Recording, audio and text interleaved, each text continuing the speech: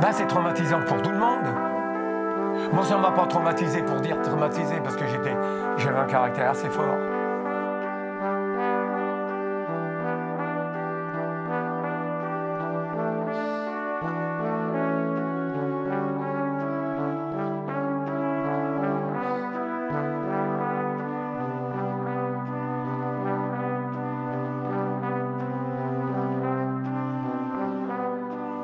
C'est affreux. Un gars égorgé, c'est affreux. C'est affreux.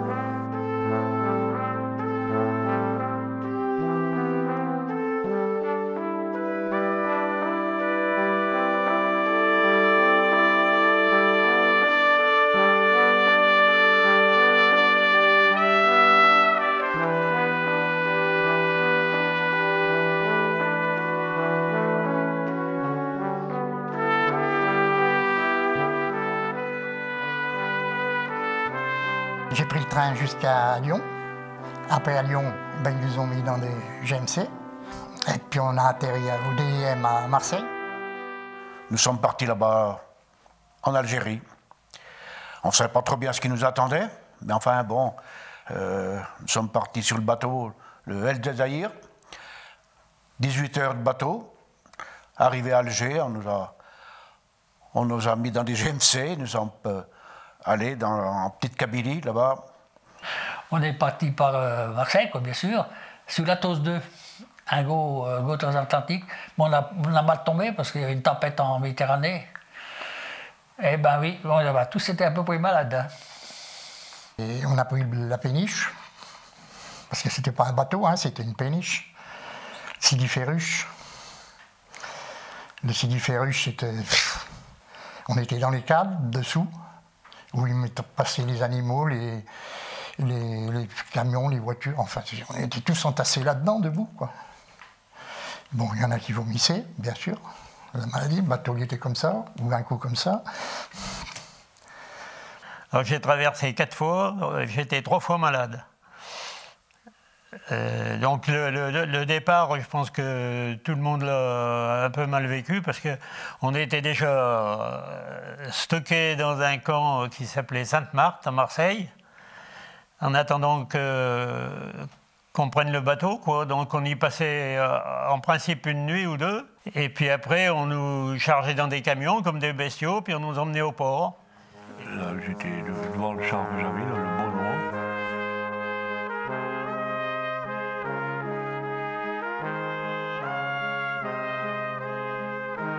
À Beaune. Sion Alger. À Médéa. Z. À Maragot. J'étais à Oran. Dans le secteur d'Omal. À El Goléa. À Regalia.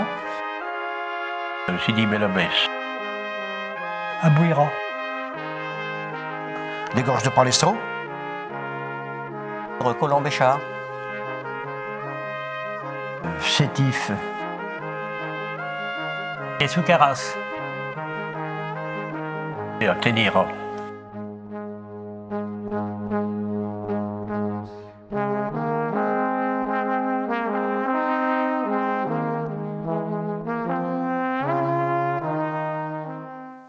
J'ai devancé l'appel, ça consistait à s'engager pour 2 ans, en sachant qu'à ce moment-là, il faisait 28 à 30 mois, on risquait pas grand-chose sur le délai, mais ça permettait de choisir un petit peu notre emplacement, notre lieu d'aller. Moi, mes parents étaient là, ils savaient de toute façon qu'il n'y avait pas d'autre échéance, qu'il fallait y aller, donc plus tôt ou plus tard, c'était pas... J'ai jamais dit à la maison de Marion, je n'ai jamais dit à mes parents, mais j'étais pas porté sur la liste au départ. Et comme il y avait des gars qui devaient être libérés au mois de décembre, ils ont demandé s'il y en a qui voulaient prendre leur place. Et j'avais un ami, il m'a dit, allez, tu viens avec moi, il faut venir. Tu n'es pas sur la liste, mais il faut te faire inscrire, tu viens. Tu viens avec moi, on part en Algérie ensemble. Et on est partis ensemble, oui, en Algérie. Mais je ne l'ai jamais dit à mes parents, ça. Hein. De toute façon, tôt ou tard, j'y serais allé. Hein. Il n'y avait pas de mystère, on était en service commandé et il fallait partir ou alors c'était de la prison. Puis après, on est revenu à à Ain Boussif. On est revenu mieux sur l'Atlas de Bougari. Et puis, on était muté. Ain Boussif, c'était un petit bled comme ça, là-bas, sur l'Atlas, quoi.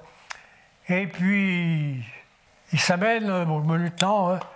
Alors, il me faut 2 volontaires et 10 hommes pour aller garde de ferme dans la ferme Sora. Alors, il a pris sa liste, Beauvier, Broyer. On est parti avec des bonhommes là-bas dans la ferme. Parce que j'ai reçu ma feuille de convocation en me disant que j'allais au 2e zouave à Oran. Ben, je me suis dit, qu'est-ce que c'est encore que ça? Alors j'avais un petit peu pas la trouille, mais quand on est jeune, on est un peu surpris de savoir. Puis quand je suis arrivé là-bas, bien sûr, alors c'était un régiment disciplinaire. Alors j'ai dit, pourquoi je viens tomber dans un truc comme ça, moi? Enfin bon. On est arrivé en Algérie, c'était le 11 novembre, et ça tirait dans tous les sens. On entendait des balles qui sifflaient là-bas. Alors voilà, c'était pas tellement encourageant, quoi. Repos, je crois.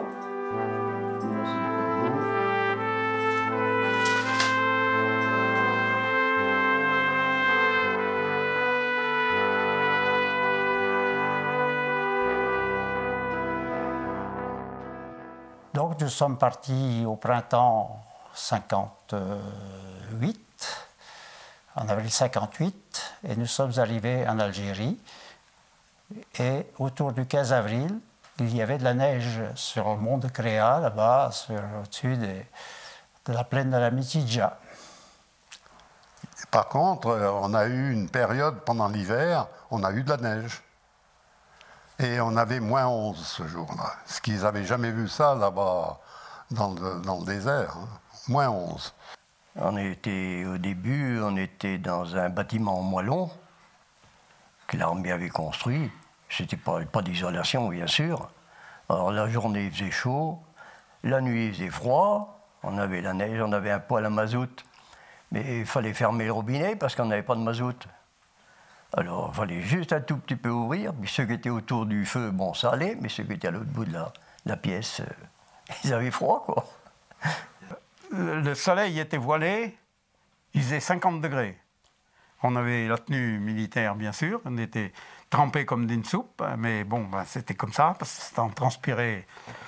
Et ben, on a couché avec une citerne d'eau, enfin, on était quand même du monde, une citerne d'eau de 1000 litres. Dans la nuit, on l'a sifflé. Tout le monde, on allait chercher de l'eau, on n'a pratiquement pas dormi. Et ce qui est aussi pénible, c'est les vents de sable, les tornades de sable.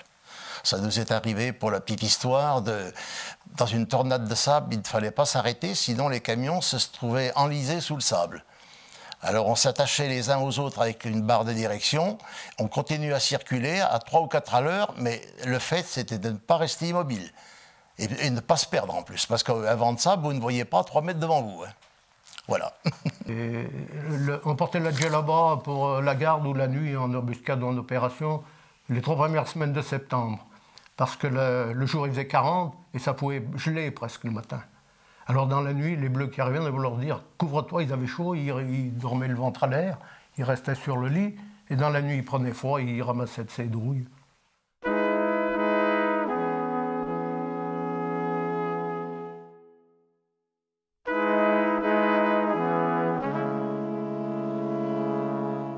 Moi, ce qui m'a plus surpris, quand je suis arrivé en Algérie, les villes qui étaient super, et puis vous allez dans la campagne, bah, ça vivait dans des mechtas. Hein. Mechtas, je ne sais pas ce que c'est, mais c'est des cabanes en bois, puis tout couche dedans. Hein. Les moutons, la volaille, les enfants, tout. Donc, vous voyez la différence, pour un département français, ça c'est drôle, là, nous, à 20 ans. Quand on voit ça et tout, vous dites, tiens, il y a quand même un truc qui... C'est bien bizarre. Puis on était en protection de la bourre, donc il y avait tous les tracteurs. Là.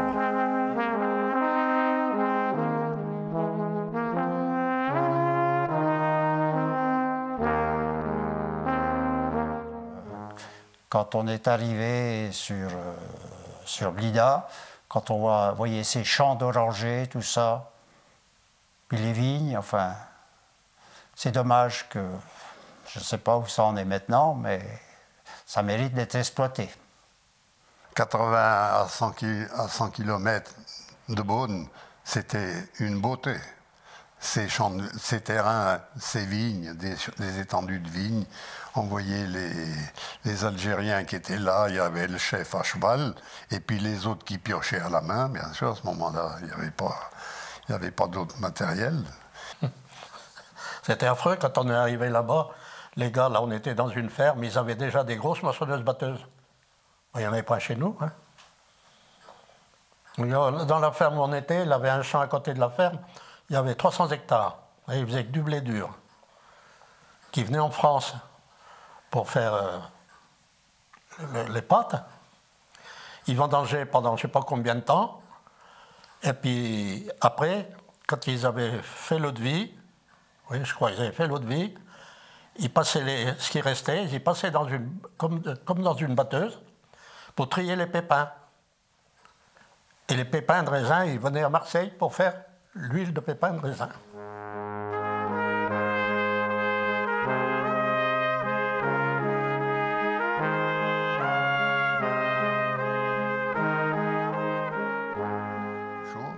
Et puis, ce que j'ai le plus craint, eh bien, c'est qu'avec un beau soleil, en plein après-midi, d'un seul coup, on voit comme s'il y arrivait des gros nuages, et eh bien, c'était des sauterelles. Mais alors, ça assombrissait le sol, des sauterelles. Mais alors, quand ça se mettait dans un champ de blé, eh ben, c'était tout nettoyé, mais des nuages de sauterelles, de la grosse sauterelle, là, c'était impressionnant. On dit, mais c'est la fin du monde, ils vont nous bouffer, là, les sauterelles. Au début, on était dans le sud de Rennais. C'était un peu désertique. Il y avait surtout ce qu'ils appelaient des plantes de l'alpha. C'était des espèces de grandes plantes. Il y avait que ça, puis autrement, il y avait aussi quelques oliviers. Et puis, quand on est remonté à Rochambeau, Rochambeau, il y a déjà plus de... Il y avait un peu du vignoble aussi. Il y a un peu de la vigne.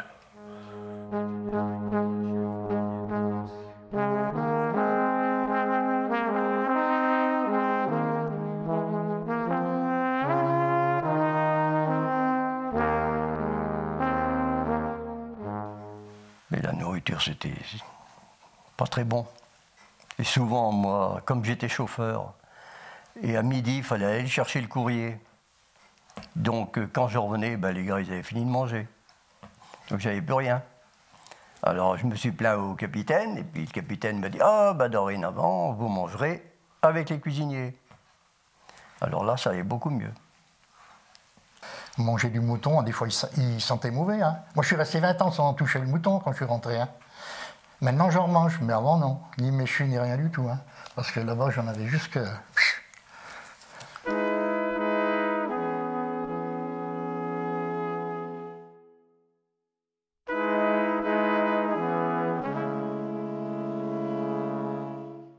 Ma première mission, c'était de m'occuper. On n'avait ni eau, ni électricité, ni...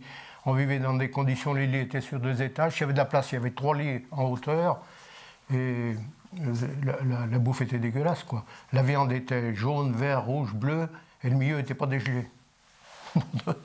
Donne un exemple.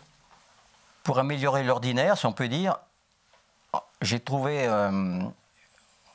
une occasion.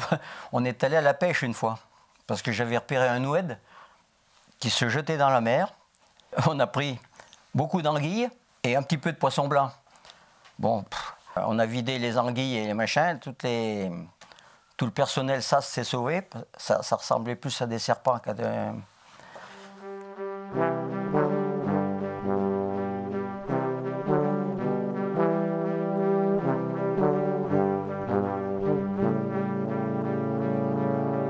On mangeait encore pas trop mal. On mangeait un peu les produits du terroir, beaucoup de tomates, beaucoup de fruits qui produisaient même sur place là-bas. Bon, j'ai fini ma carrière sous-officier, donc quand on arrive à un poste de repli, si vous voulez, j'étais un petit privilégié puisque je mangeais aux messes avec les sous-officiers du camp, quoi. Donc j'étais un peu privilégié de ce côté-là, quoi. Mais autrement, oui, c'est la boîte de ration. Puis, hein.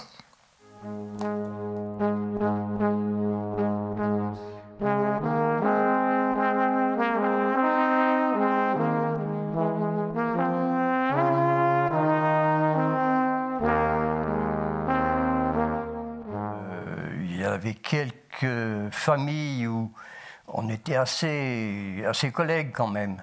Et puis surtout, eux, ils jardinaient à côté de l'Oed, ils faisaient des tomates, beaucoup de tomates. Alors, il y avait les sangliers qui venaient la nuit, puis qui labouraient toutes leurs tomates. Alors, eux, ils les tiraient. Ils les tuaient, puis le matin, ben, ils venaient nous chercher, il faut venir chercher la louffe. La louffe, c'est le sanglier, quoi. Alors, bien sûr, nous, on était contents, parce que pouvait manger un peu meilleur, quoi.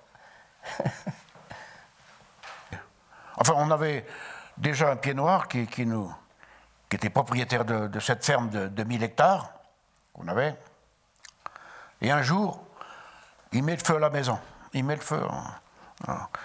Alors, le capitaine, un ancien légionnaire, n'était pas très sympathique d'avoir fait ça. On était parti en opération. Quand on revient, il y avait des grands champs de blé à l'époque, une jolie récolte. On l'a tout anéanti avec les chars pour se venger, puisqu'il a voulu nous brûler la maison, la ferme qu'on gardait, qu'on lui gardait. C'était pour toucher de l'argent de l'État à l'époque. Mais alors voilà. Après, il nous avait invités, mais on n'y a pas été. En contexte de population, on avait très peu de relations. D'ailleurs, on était détestés au départ. On était mal vus. Très mal vus. On n'avait aucun contact. Hein. Si on sortait, par exemple, on avait une petite permission de 2-3 heures, on allait alléger comme ça, on allait vite faire un petit tour.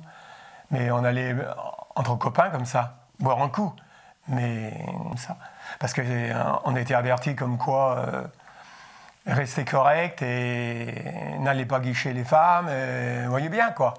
Hein, et donc, non, parce qu'on avait peur des représailles, vous comprenez. Surtout qu'on avait toujours notre habit militaire, on était facilement reconnaissable.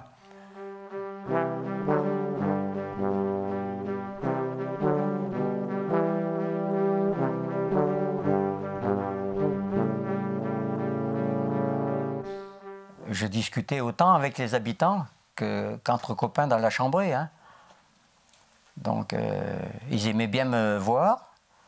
Moi, j'aimais bien aussi aller chez eux. J'étais toujours invité, de toute façon. Personnellement, moi, les artistes, c'était des gars qui étaient bien. Et même nous, on avait c'était pas des harkis, on avait des Arabes qui étaient dans notre régiment, qui avaient notre âge, hein. Bah, c'est tous des gars qui étaient comme ça. Bon. Il y en a un, une fois, il est parti en permission, il n'est jamais revenu, soi-disant qu'il est parti dans les FLN.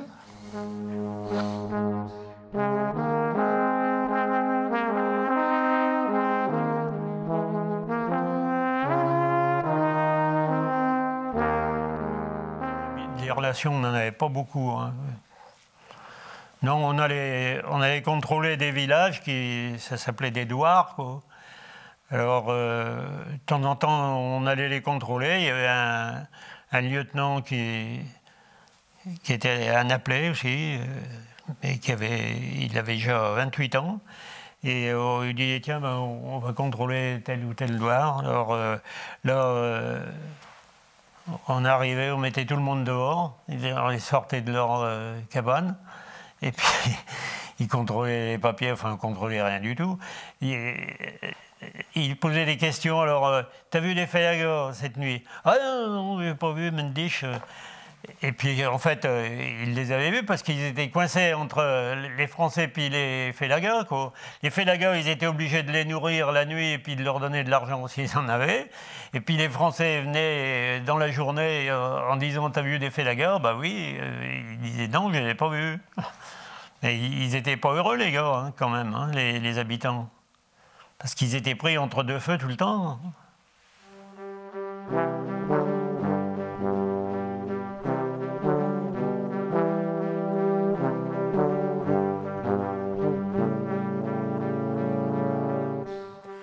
Alors je vois arriver, on était en contrôle sur le terrain, et puis je vois arriver un groupe. Il y avait le bonhomme sur la mule, puis 2, 3 bonnes femmes, puis une qui était enceinte et puis qui marchait à pied et puis qui soufflait. Oui, attends. Alors quand il est arrivé, j'ai dit, attends, contrôler les papiers, tout va bien. Puis j'ai dit, ben, écoute-toi, ta femme là qui souffre là, puis qui transpire là, tu vas la laisser monter à ta place sur le mulet. Et puis, oula, j'ai vu que ça l'avait vexé, mais enfin bon. Alors, il a exécuté. Puis j'ai dit, tu te méfieras parce que je vois quand même loin sur le sentier là. Hein, tu la laisseras là. Bon, il est parti. Tout va bien. Le soir, en rentrant au camp, le capitaine m'appelle. Il me dit, ah ben dis donc, je me dis, ben, t'as fait un bon truc, hein. T'as déshonoré un bonhomme. Qu'est-ce que j'ai déshonoré un bonhomme? Ben il dit oui. T'as fait descendre un mari dessus son mulet, alors que c'est le mari qui doit être sur le mulet, la femme ne doit pas y être. Ah ben mon vieux, ben, il dit, t'as fait une belle bêtise. Ben, j'ai dit, ben, j'en savais rien, moi. Vous ne m'aviez pas expliqué ça. Et puis un jour, je retourne, on était au camp, puis on avait des prisonniers. Puis un jour, je revois le gars. Je dis, tiens, il était dans le camp des prisonniers. Je dis, mais comment ça se fait maintenant qu'il est là? Puis je l'interviewe, je lui dis, mais qu'est-ce que tu fais là? Puis il me dit, ben oui, tu m'as fait descendre du mulet l'autre jour. Mais du coup, tu n'as pas vu tout ce que j'avais, parce que dessous le bas, j'avais des armes. Mais tu n'y as pas vu. Ben, je lui dis, ben non, j'ai été pris pour un âne, quoi. Mais enfin bon, c'était la vie comme ça, hein, là-bas. Hein.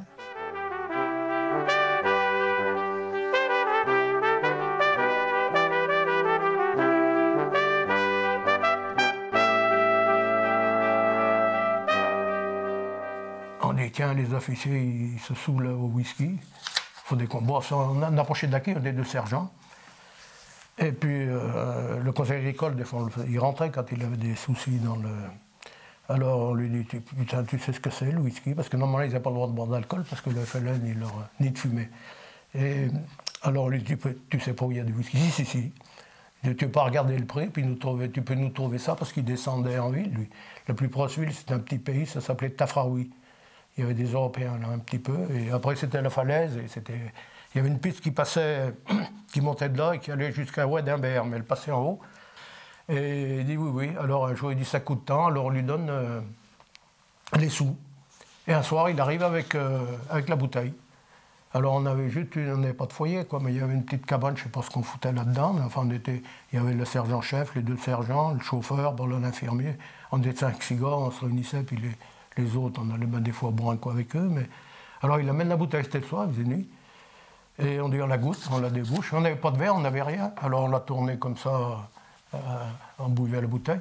Puis après, quand les affaires sont venus, on leur a demandé une tétine de biberon. Et ça allait juste dessus. Alors on buvait le whisky à la tétine. Alors lui, il aimait ça, hein, il dit, tu veux goûter? Oui. Et à un moment donné, il était contre le mur, il était sous. Boum, il a tombé par terre. Puis nous, on en avait un coup dans les carreaux aussi. On dit, on va pas garder ce gars-là la nuit. On l'a pris. Et puis on l'a emmené, il avait une petite cabane un peu plus loin, il y avait le hangar à moutons, puis il avait une cabane à lui. On l'a porté au pied de la cabane la nuit, comme ça. Le lendemain matin, quand on a dégrisé, on a dit, on est fous, là, on a pris des risques. On l'a posé devant la porte, on n'a pas tapé à la porte. On a fêté Noël, c'est tout. Une petite occupation, on peut fêter Noël un peu mieux que les autres jours, quoi. J'ai amené les gars à la plage. Mais on s'est fait chasser parce que c'est l'armée. On avait une jolie plage, hein, c'est sûr, mais on arrivait tout habillés. Alors, en rang, formez les faisceaux, parce qu'on était tout le temps armés, hein. Formez les faisceaux, mettez vos maillots de bain. Alors, on s'est tous retrouvés 30 à poil. Tu penses, les civils, quand ils ont vu ça, alors le lendemain, on avait une plage, il fallait y aller avec des bottes parce que c'était plein d'oursins. Ah, tu voulais pas marcher, hein?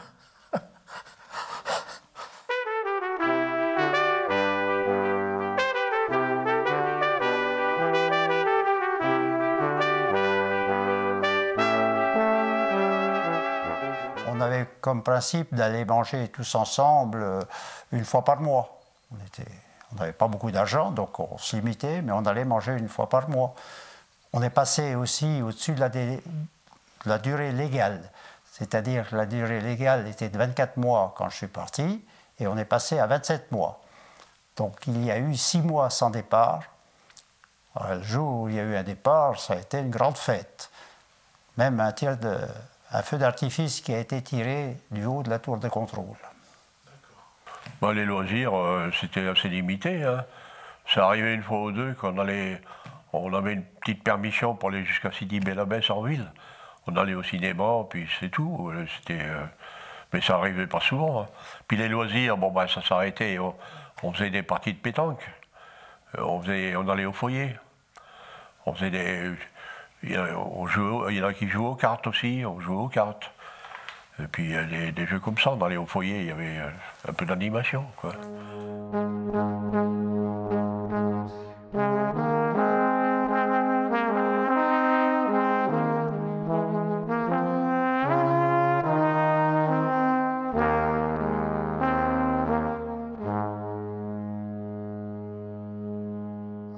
Il faisait des sommations, celui qui était au Mirador.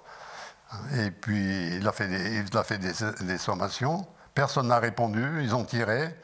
Ils ont tué l'âne de la Légion étrangère. Donc, moi, j'ai été sélectionné pour être lecteur au son, radio. C'est-à-dire que j'ai dû aller à Fès pour apprendre le morse. 6 mois de morse, d'une façon assez intense. Il paraît-il que pour être radio, il faut avoir de bons réflexes. Je savais taper à la machine, mais je n'ai pas été télétypiste. Enfin, peu importe, le morse m'allait très bien, donc on a fait 6 mois de morse. C'est des points et des traits. Hein. Bon. Donc il y avait 10 places pour le Maroc. Donc les 10 premiers ont pris le Maroc, bien entendu. Et moi, avec un collègue, nous avons choisi la base de Blida. Nous étions dans les premiers à choisir sur l'Algérie. Moi, j'étais radio, mais au début, on n'avait pas de poste, alors comme on est d'arrivée, alors j'ai crapahuté comme les autres, avec le fusil à la bretelle, comme on dit. Alors, je suis parti au Maroc, j'étais à Penguerir. Je suis revenu à Casablanca, tout ça, ça s'est passé en 1 mois à peu près, en 1 mois. Et après, mon dernière affectation, c'était à Blida, dans l'artillerie antiaérienne, mais il n'y en avait point. Alors, donc, on était balancés dans l'infanterie, comme commando noir, et on a fini avec les paras. Et donc, on a continué à faire des embuscades et tout ça. Et là, je suis donc passé des mineurs, après avoir fait un stage de combien de 3 semaines, même pas, à Alger. Et j'étais ouverture de piste pour détecter les mines antipersonnelles et les mines anti-chars.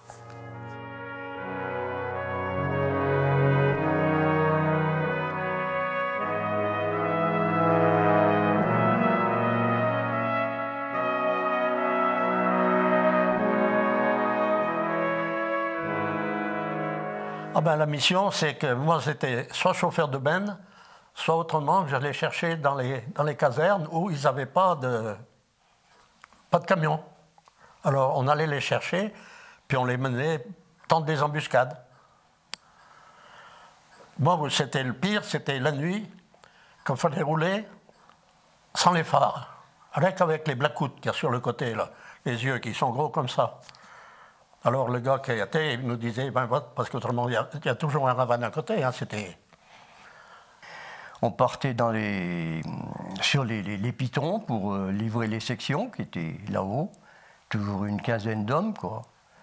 Alors on partait à 3. Sur les pistes, on aurait pu se faire descendre comme rien, quoi, comme des pigeons, mais enfin bon, c'est jamais arrivé. Je me rappelle qu'une fois, la piste, c'était pas des cailloux, c'était de l'argile. Et il venait de faire un orage. Alors pour monter, ça a été, avec les 4 motrices, ça montait quand même. Mais pour descendre, il y avait la montagne d'un côté, puis le ravin de l'autre. Alors les collègues, ils ont voulu descendre à pied, ils ne sont pas descendus avec moi. Le camion, il est descendu en travers dans tous les sens, quoi. Enfin, il a regardé la piste quand même. Bon, ça a été.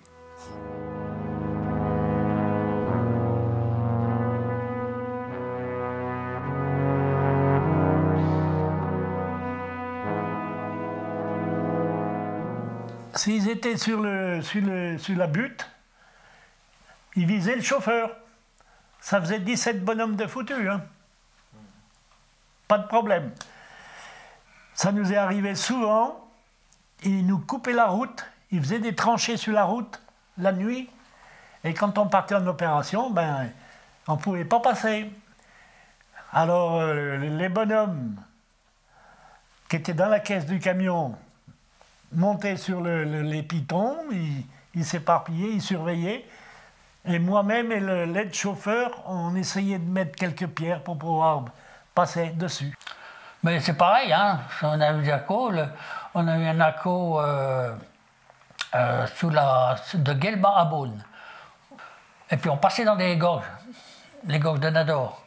Donc c'était serré, la voie ferrée, puis le ruisseau, enfin, il y avait... Puis un beau matin, c'était un lundi de Pâques. Un lundi de Pâques, là on était en escorte, on n'était pas en ouverture des voies, on était en escorte. C'était un autorail. On monte dans l'autorail. D'habitude, il y avait beaucoup d'effets là, enfin des paysans, quoi, qu'elles venaient vendre leurs produits au marché à Beaune. Ce lundi de Pâques, aucun arabe. Oula, ça nous a refroidi, hein. On avait à peu près compris ce qui va se passer, hein. Donc on s'était bien préparé tout et tout. Et puis quand on passait dans ces gorges de Nador, d'ailleurs le chauffeur d'autorail on le connaissait bien parce qu'on le voyait souvent, M. Roy il s'appelait d'ailleurs. Il y avait des chevaux en liberté, parce que là-bas les voies ferrées n'étaient pas protégées, hein. Les animaux ça se baladait un peu de partout. Donc ce qu'il faisait, lui ralentissait, puis il klaxonnait, puis les chevaux ben, ils étaient habitués, hein, ils se sauvaient. Mais ce jour-là, les chevaux ne sont pas sauvés. Ils les avaient attachés l'un l'autre. Et puis ils étaient sur un petit rocher à 25 mètres de nous à peu près. En gros, à 25-30 mètres. Mais nous, comme on avait compris que dans tout ce qui se passait et tout, c'était bien méfié, donc on est les doigts sur la gâchette. Et puis en effet, d'un seul coup, paf, un coup. Donc nous, on a ripoté aussi sec. Donc les gars, le commando, ils ont eu la trouille, ils sont planqués, ils ont continué à tirer, mais ça a tout tapé dans le toit de l'autorail. 37 balles quand même.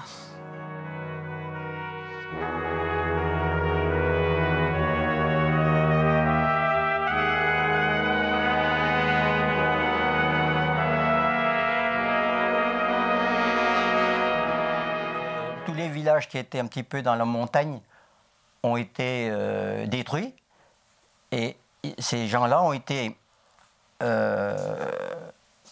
regroupés autour de la SAS. La SAS, c'est le service administratif spéciaux. Là-bas, on m'a trouvé une occupation au contact. D'ailleurs, j'étais aussi chef de chantier, maçon, parce qu'on leur construisait, ils étaient dans des gourbis, mais on leur construisait aussi des maisons, à condition que ce soit eux qui travaillent, qui les fabriquent. Enfin, Et puis alors après, le truc d'action psychologique, c'était beaucoup plus grand, parce qu'il fallait aller trouver les gens pour discuter avec eux. Seulement, le problème, il était que nous militaires, quand on allait chez quelqu'un, on savait qu'il était FEL ou qu'il était pour les Felga, parce qu'il y avait deux clans, il y avait le FLN puis le MNA. Alors, après, on faisait des patrouilles, bien sûr. Et puis une fois, on arrive, il y avait des petites maisons, des maisons pour boire. C'était pas des bistrots, mais c'était la même chose. Alors, on arrive là-bas, puis je dis, tiens, on va boire un coup. Alors, on rentre dans le bistrot. Alors, quand on est rentré, tous les Arabes se lèvent, puis je dis, oh, stop! Et pourquoi vous vous levez? Je dis, mais on vient boire un coup comme vous. Ah, ben oui, mais vous êtes des militaires, vous êtes des... Je dis, non, mais continuez à boire un coup, hein. Et puis, ce que j'ai oublié de dire, c'est que ce jour-là, il y avait un interprète. Alors, l'interprète, il n'a rien dit, il a parlé en arabe, les Arabes sont mis à boire un coup, puis nous, on a bu notre limonade parce qu'on voulait boire un coup, puis on a bu notre limonade, puis on est reparti. Et puis là, quand on est sorti, le jeune, l'interprète, il me dit, sergent, t'as marqué des points. Je dis pourquoi? Mais parce que t'as pas bousculé les gens, parce qu'il dit là, le groupe qu'il y avait avant, c'était des aviateurs, puis ils étaient pas trop... ils aimaient pas trop... Quand ils arrivaient au bistrot, tout le monde foutait le camp. Là, c'est dans les gorges de Palestro, là. Là aussi.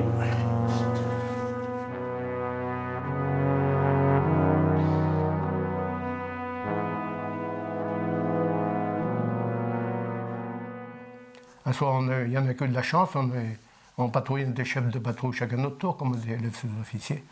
Et on s'est arrêté dans une rue éclairée. On était debout comme ça, mais on avait des intervalles de sécurité, on se mettait avec un con, on faisait attention, quoi. Et tout d'un coup, pan, pan, 2 coups fusils. Le gars qui était là, il a pris une balle ici, il fait ça, où il avait la tête, une autre balle. Il n'a pas été tué. Il a eu peur, il est tombé comme ça, et j'étais avant-dernier, je lui ai foutu une claque en passant, pour le faire démarrer, parce que c'était de se tirer, parce qu'on ne les voyait pas. Hein. Et celui qui était dernier, il lui a mis un coup de pied derrière. Il s'est levé, il est parti. Et on est repassé le lendemain, il y avait 2 impacts dans le mur. Il a eu de la chance. Nous, on sortait pratiquement tous les 2 jours en opération. On appelait ça l'opération. On portait un régiment, 2-3 régiments même, pour boucler un certain village où, soi-disant, il y avait des rebelles, quoi. Et puis, bon, ben, c'est souvent qu'on avait personne en face de nous. Puis, bon, ben, on a eu des morts aussi. Hein. Moi, j'ai vu aussi un coup, un village de pauvres gens, quoi, tout massacrés par la Légion, par les commandos, parce qu'ils avaient trouvé peut-être des armes, je sais pas, j'en sais rien. Ils ont tout incendié le village, ils ont tout tué, les femmes, les gamins et tout. Ravagé le village. Au lance-flammes brûlé. Il y a des vilaines choses. C'était 11h du matin, on est parti, on devait prendre le train de Tébessa, à Tébessa, oui. Mais la veille, il y avait eu une attaque de légionnaires. Hein, et puis qui se sont battus avec des Arabes, là. Et puis, le chef de la Légion a été tué. Alors, qu'est-ce qui s'est passé? Ils ont eu ordre de tout massacrer ce qui était en face. Il y a un village, tout y est passé. C'était tout en feu quand on est parti. C'est quand même comme ça que ça s'est passé. Hein. Puis les militaires, en général, plus les engagés se comportent mal avec les populations. Ben, quand on a un flingue, on a tous les droits, quoi. C'est l'armée qui avait tous les droits de police, de justice en Algérie. Alors il y avait la torture, bien sûr, il y avait les crevettes à Bijar. Les crevettes à Bijar, ils leur scellaient vivants les 2 pieds dans le béton, dans un seau, et en hélicoptère, les jetaient dans la mer. Quelqu'un qui descendra ses bancs dans la mer, il trouverait les sarcophages, à mon avis.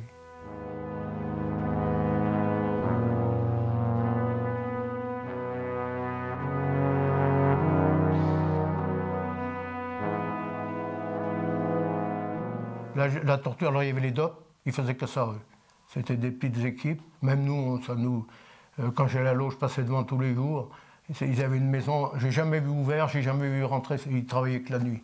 Eux, ils faisaient que la torture, pratiquement. Ah, c'est le 1er janvier 1959. Un camion de permissionnaires qui rentrait de permission, oui, qui venait d'Alger, tombe dans une embuscade là-bas, dans les gorges de Palestro. Malheureusement, tous nos copains sont tous décédés. Ils ont tous été tués. Et ils les ont dépouillés, pris les armes, et puis, enfin bon, voilà.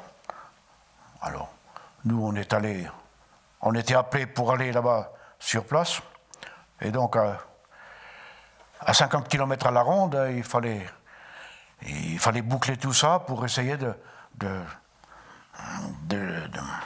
récupérer cette bande qui nous avait anéanti nos copains. Mais, vous savez, là-bas, dans les gorges de Palestro, derrière, on n'était pas loin des monts du Jura. Alors, c'était très accidenté, c'était pas facile. Eux, ils connaissaient le terrain, ils avaient des caches de partout. Mais nous, alors, après, on ne sait pas ce qui s'est passé. Nous, quand on arrivait à prendre, puis une fois on a pris un rebelle. Bon, ben, on l'a questionné, puis après, après il est parti dans d'autres bureaux pour être questionné, quoi. Alors, après, on ne savait pas. On ne savait pas ce qui se passait. Mais enfin, on a quand même pris, en 58, on a quand même pris le grand chef de Katiba, là, à Mirouche, là. Hein. Ben, je suis passé en montagne en emmenant des soldats, des régiments d'un côté, mais on n'a jamais bien attaqué. Sauf qu'une fois, ben, quand on passe, il y a la Jeep s'arrête, puis il y avait une Jeep qui était arrêtée, qui était au fossé. Il y avait trois gars dedans, ils étaient déshabillés, ils avaient le matériel coupé, puis dans la bouche, puis égorgé. Ben, on a été chercher les légionnaires le lendemain, puis ils y ont été, dans le dehors. Il ne restait plus personne. Hein.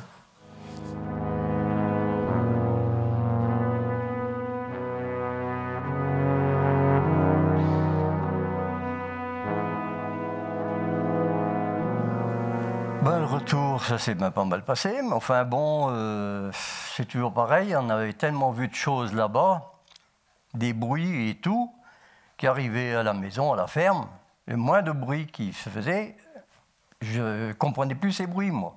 Je n'avais plus l'habitude à ces bruits. Donc j'avais peur. Et ça m'a tenu pendant quelques temps, ça. Hein. Dans le Sahara, il y avait eu des essais nucléaires. On en parlait, mais on n'a pas été touchés, nous. Disons, enfin, il y a d'autres régiments qui étaient dans le Sahara, qui ont été touchés, qui ont eu des radiations, qui ont eu des... Oui. J'ai revu sur un livre, j'ai un livre là, elle a été lancée, qu'on était là-bas. Et puis, bon, vu la date qu'ils l'ont lancée, on y était. Et on n'était pas tellement loin, quoi. Enfin, pas tellement loin. Peut-être, je sais pas moi, 400-500 km, peut-être. Où elle a été lâchée, hein. Bon. Ben, c'est traumatisant pour tout le monde. Moi, ça ne m'a pas traumatisé pour dire traumatisé, parce que j'avais un caractère assez fort, assez volontaire, et donc il fallait prendre ce qu'il y avait à faire. C'était tellement bizarre, et puis tellement... Ça dépend où on était. Quand vous étiez pris dans une embuscade, puis que vous voyez les copains dans l'état qu'ils sont, on n'en parle pas, parce que c'était terrible. On devient fou. On devient fou. C'est affreux. Un gars égorgé, c'est affreux. C'est affreux. C'est pendant 2 jours, tu ne manges pas. Hein. Mais ceux qui participent, c'est bien pire. Hein.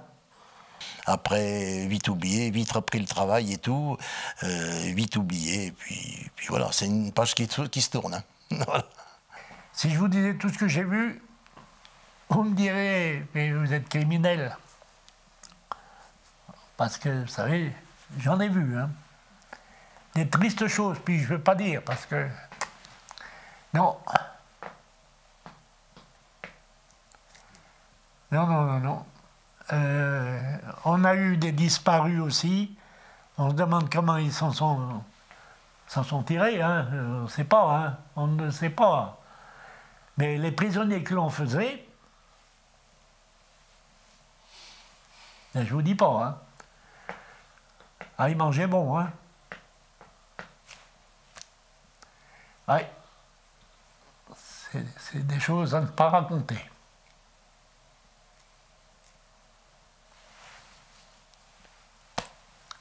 C'est comme ça.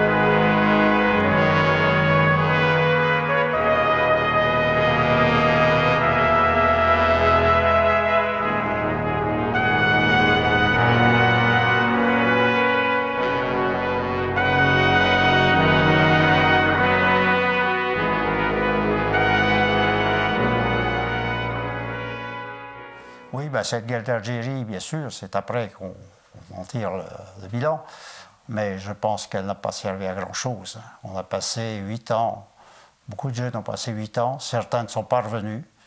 C'est dramatique pour les familles, où le maire était obligé d'aller prévenir la famille qu'un tel était décédé. Non, ça n'a servi à rien, et il y a eu 30 000 morts du côté français, beaucoup de traumatisés, et il y a eu aussi beaucoup de morts du côté des musulmans. Peut-être beaucoup plus que de Français.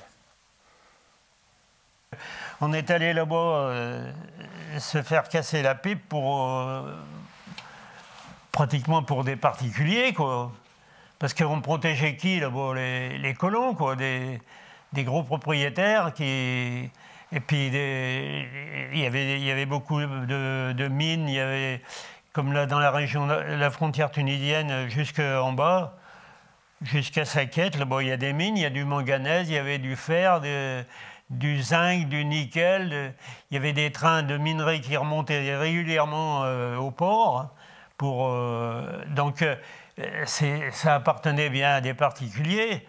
On protégeait ces gens-là, on protégeait les gros fermiers qui étaient, eux, partis en Amérique se cacher.